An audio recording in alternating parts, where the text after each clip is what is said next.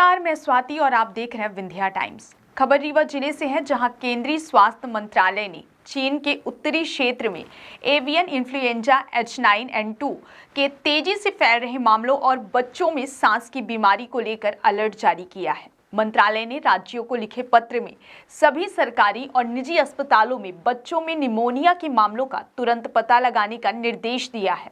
अस्पतालों में ऑक्सीजन और बेड की व्यवस्था बेहतर करने को कहा गया है। मंत्रालय ने इन्फ्लुएंजा और गंभीर श्वसन संक्रमण के मामलों का पता लगाने का निर्देश दिया है। जल्द रिपोर्ट भेजने को भी कहा गया है। मंत्रालय ने साफ कहा है कि देश में कहीं भी H9N2 के किसी मामले की पुष्टि नहीं हुई है। संदिग्ध मरीजों के संबंध में भी कोई जानकारी नहीं है। स्थिति घबराने वाली नहीं है, लेकिन एहतियात के तौर पर जिला और राज्य स्तर पर कड़ी नजर रखने की जरूरत है। केंद्र लगातार निगरानी कर रहा है। अस्पतालों को इस बात पर नजर रखनी चाहिए कि कहीं किसी क्षेत्र में निमोनिया के मामले में बढ़ोतरी तो नहीं हुई है। बच्चों के साथ साथ किशोरों में भी निमोनिया के मामलों का पता लगाया जाना चाहिए। केंद्रीय स्वास्थ्य सचिव सुधांश पंत की ओर से जारी पत्र में कहा गया है कि इन्फ्लुएंजा संक्रमण के लक्षण कोरोना वायरस से काफी मिलते जुलते हैं। ऐसे में सभी राज्यों को कोरोना संक्रमण को लेकर पहले से जारी गाइडलाइन का पालन करना चाहिए।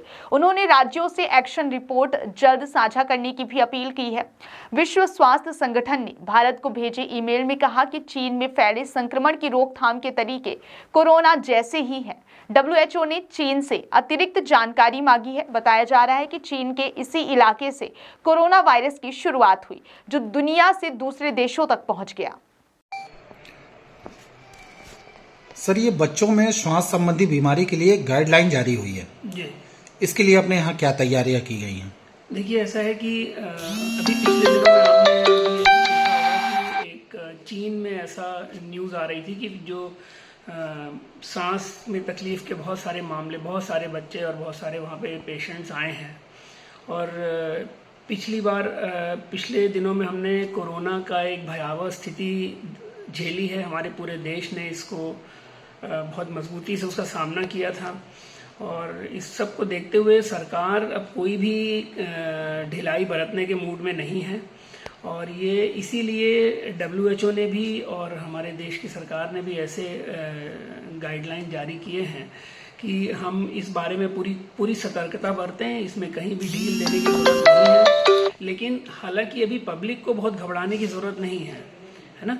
ये वापस से कोरोना का रिसर्जेंस या पुनर्उद्भव नहीं है। वो ऐसा देखा गया है कि जब कोरोना के बाद में बहुत सारे ऐसे दूसरे वायरस हैं, जैसे इन्फ्लुएंजा वायरस है या माइकोप्लाज्मा के निमोनिया है, इनके मामलों में बढ़ोतरी का ये लक्षण हो सकता है। परंतु सरकार ने ऐसा कहा है कि हमको किसी भी तरीके की ढिलाई बरतने की ज़रूरत नहीं है।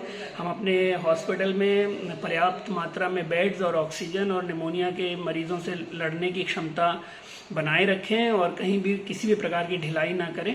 और पब्लिक के लिए एक सिंपल सी एडवाइजरी यही है कि जो हमने कोरोना में पहले जैसे हमारे देश के हर व्यक्ति ने एक दूसरे का साथ दिया था, डिस्टेंस मेंटेन करें, हाथ धोएं, है ना, कफ एटिकेट मतलब खांसने छींकने के लिए या तो मतलब मास्क का इस्तेमाल करें। और यानी किसी भी कोई भी अगर निमोनिया या इस सांस के मरीज अगर ऐसे आते हैं फीवर के साथ, तो उसको समय पर डॉक्टर को दिखा लें। अगर ज़रूरत बहुत ज़्यादा बाहर निकलने की ना हो उस मरीज़ के, तो उसको घर पर रखें और उसकी सतत निगरानी करें। बस इतना ही हमें ध्यान देना है।